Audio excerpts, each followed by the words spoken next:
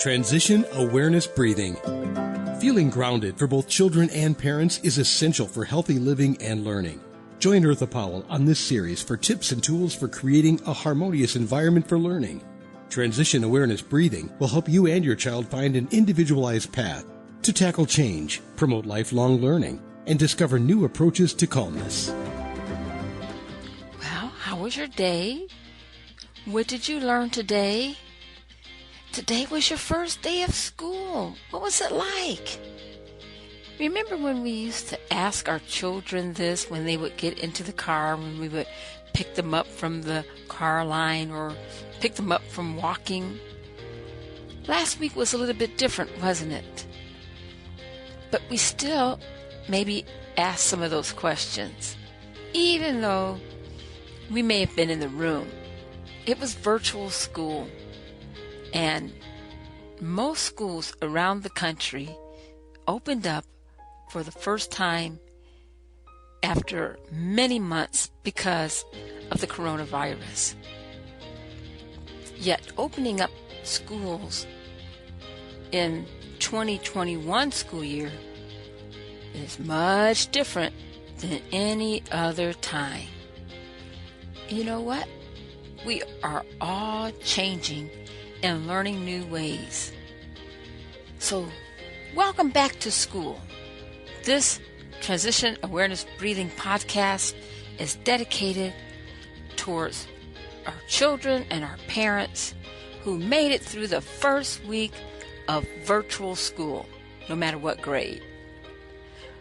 But first, I would like to thank Web Talk Radio for allowing me to have a platform and bringing Transition Awareness Breathing podcasts to you. And I would like to thank my producers, Mary Lou and Sam, for making this podcast available to you wherever you are at. So let's get started. Hey, so you know what we're going to talk about today? I'm going to talk you through the first few sessions of Transition Awareness Breathing. Because, well, the reason why is because I think we all could take a little bit of time and kind of relax from a very exciting yet maybe a little bit stressful period of time as we move forward in this new method of education. Things worked for our side of the house and my children, and for the most part, it went very, very smooth. But there were some technology glitches. Did you have technology glitches? And sometimes we may feel, oh, I don't know what's going on. I'm not a tech person. And that stress or frustration can feed to the children, no matter what age they are at. For an example, we had a little bit of a technology glitch last week in our first week of virtual school, and there's a little bit of frustration floating between me and the teacher, and my son thought that we were mad at him because the technology didn't work, and we really had to take some time out and let him know we're not mad at you. We're just a little bit frustrated because we're trying to figure out how this technology is supposed to work. And at the end of the day, the technology had just stopped working for everyone. And so we really have to be sensitive and aware of how we are dealing with different challenges along the way. And it just dawned on me, those are times for transition awareness breathing, and that's why transition awareness breathing is so cool, because I designed it so that you can do transition awareness breathing anywhere. You don't need a studio or a special place. It's designed to help you to kick in and do a breathing session or an awareness session anytime that you need it. The reason why we have the classes is because it's important to learn how to use the tools. And so that's why we have the classes. So think of it as a period of time where we're having like an orientation on how to use transition awareness breathing tools so that you can use the tools at a time when you need it. One of the first tools that we're going to start with is we're going to explore and talk about the different senses that we have in our body. And this is what it all starts with. To be aware of our environment, what we see, what we hear, how we're feeling, what we taste, what we smell. And take a few seconds and think. When you're in the virtual classroom and you're concentrating on either the lesson or you're trying to get your child set up and you smell something very fragrant, maybe like pizza or some one of your favorite foods, do you think that is going to do anything or interfere with your concentration? Maybe, maybe not. It depends on if you're hungry but most time your brain will detect, that smells kind of good. And so it's nice to be aware of the different sensations that we are at. The same thing for taste.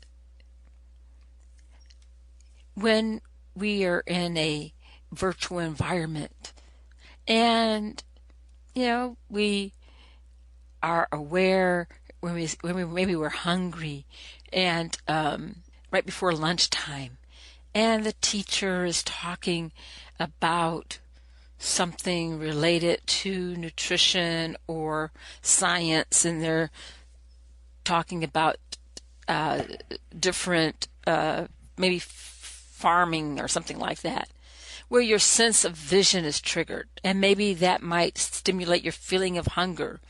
And you may even look at that piece of fruit that's on the screen and your mouth will start getting watery, and you can just taste that crunchy apple that you see. Well, the body is just amazing. It is very adaptable to its environment. And so what we're going to do to help give our awareness muscle, so to speak, some exercise. I have an exercise I would like to share with you. What I would like for you to do is just to put this on pause for a second and go and get, if you have raisins would be perfect.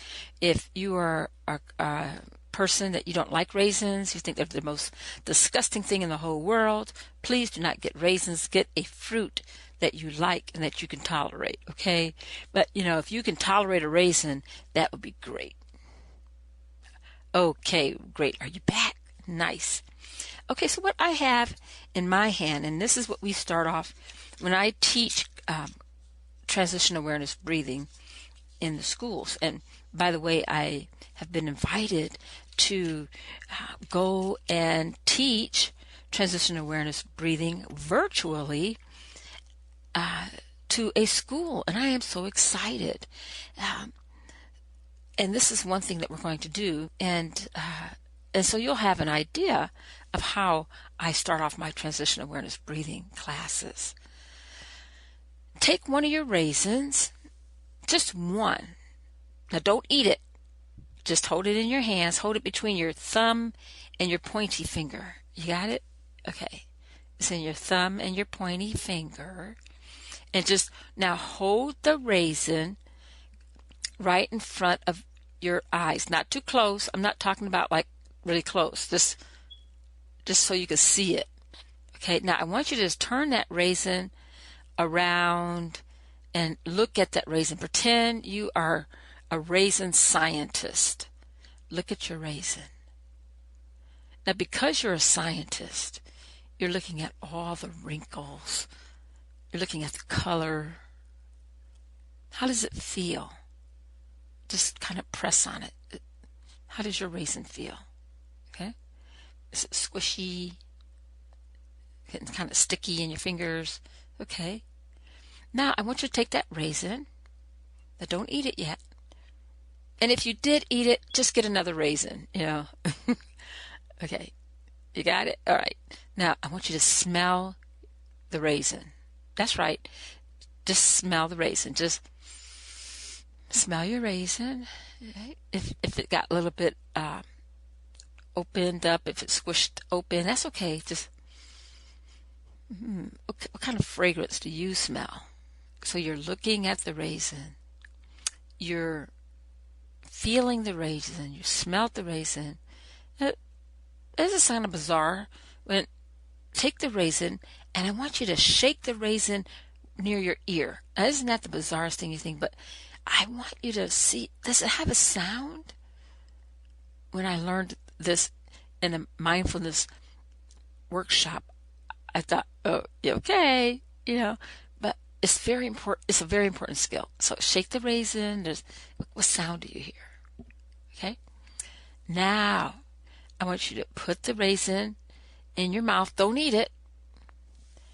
And I want you to just put it on your tongue and taste the raisin. Roll the raisin around on your tongue. What texture do you feel? What is the texture of the raisin? Is it sweet, sour? Now you can eat your raisin. Enjoy the texture, the sweetness. And if it wasn't a raisin that you had, whatever fruit that you had, enjoy and savor that piece of fruit. This is the beginning of learning a awareness and mindfully eating. And so we're going to do this again. The next time we're going to start off, and maybe you can start with a different piece of fruit. I start off with raisins because they have such wonderful wrinkles and deep, different colors. Then you may want to move to apples and slice your apples up and look at your apple. Look at the color of it. Notice the shape. Feel the texture of the apple. Smell it, shake it, and really look at pretend you're a fruit scientist and notice the different patterns and freckles. Just find out what you can come up with. And this is what we're talking about for our first transition awareness breathing podcast on going back to school. The purpose of us going through this exercise is that when we are in the virtual classroom, our senses are still very, very alert and aware of the things that's going on around it. And a lot of times it can be kind of distracting. So how can we make our environment where it is positive and it's a learning environment? One of the things that I do in my class is I use music. Music is wonderful, and you've experienced some of that during our regular Transition Awareness podcast, more of the relaxation music. But when I start my classes, I start off with a very, very positive song. And it just changes the whole dynamic of the class. It makes things light and airy, and it just smiles are everywhere. And so when we're getting ready to start our class, the attention of everyone is very, very sharp. So I start off with a song, a very positive song, but it can be any positive song that you like. Okay, so remember, kind of keep that in the back of your mind. For your homework, yes, you have homework. This is going back to school class for Transition Awareness Breathing Podcast. But in all seriousness, find a positive song, something that makes the whole world light up for you. And then next time when we get back together, I want you to be able to practice that song before you start the Transition Awareness Breathing Podcast session, and see how that opens and puts a smile on the inside. And then I will share with you the positive song that I share with my students. And we're going to talk about how we change that environment, that make it really positive. Things get kind of stressful, and so we want to decrease the stress. But first we have to be aware of the stress. So another thing is you want to do for your homework is mindful eating. From now until next week, anything that you're eating, take one piece, not the whole plate, not the whole meal, but just one piece of fruit or a vegetable, and just really inspect and mindfully look at that piece of fruit. And when you're eating it, eat it one step at a time. In conclusion, I would like to thank all the teachers and administrators for working so hard in making the virtual classrooms come alive. I know that there's been great strides in changing the way the education is being delivered, and I just want to say thank you, teachers and administrators, for stepping out and trying something new. Next week, we will continue our class on Transition Awareness Breathing Podcast in the virtual classroom. Have a great week. Thank you for coming. Be sure and pick up a copy of Eartha's new book, Tab Mindfulness, Awareness and Coloring Activities in a Pandemic World. It's not just an ordinary coloring book. It features 23 illustrations to stimulate thought, relaxation, and creativity for anyone between the ages of 4 and 94. Increase your positive self-talk energy, unlock new creative paths, transform your time once or twice a week to create beautiful art while strengthening confidence, building positive self-talk, and sensitize self-awareness. Tab Mindfulness, Awareness and Coloring Activities in a Pandemic World. It's available now at Amazon.com.